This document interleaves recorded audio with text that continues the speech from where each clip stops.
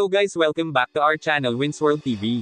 Ang pinakamalaking boxing website sa buong mundo sa ngayon ay ang BoxRec, isa ang BoxRec na kinilala si John Riel Casimero bilang isa sa pinakamalakas pagdating sa boxing. Sa mga hindi pa nakakaalam kung ano itong BoxRec, ang BoxRec ay ang legit at opisyal na record keeper ng sport boxing.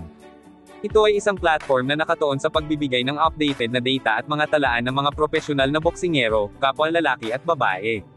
Nagbibigay din ang BoxRec ng impormasyon tungkol sa iba pang palakasan ng labanan tulad ng amateur boxing, Muay Thai boxing, kickboxing at bare knuckle boxing.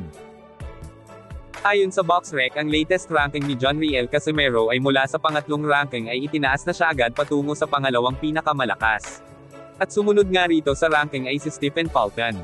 Makikita rin natin dito na nasa rank number 4 itong si Marlon Tapalis, Luis Neri, rank number 5, Carlos Castro, rank number 6, Reyes A. Alem, rank number 7, at Takuma Inoue, rank number 8.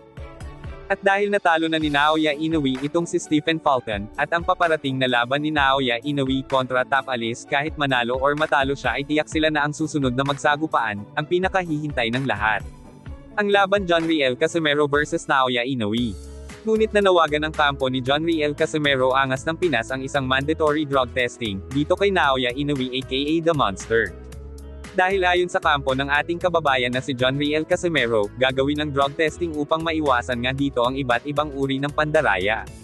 Kahit ganun pa man ang panawagan ng kampo ng angas ng Pinas John Riel Casimero ay nasa kampo pero ni Naoya Inoue ang pagbabasihan kung aaprobahan ba o hindi, ang pagpapadrug testing ng kanilang alaga na walang iba kundi ang The Monster Naoya Inoue.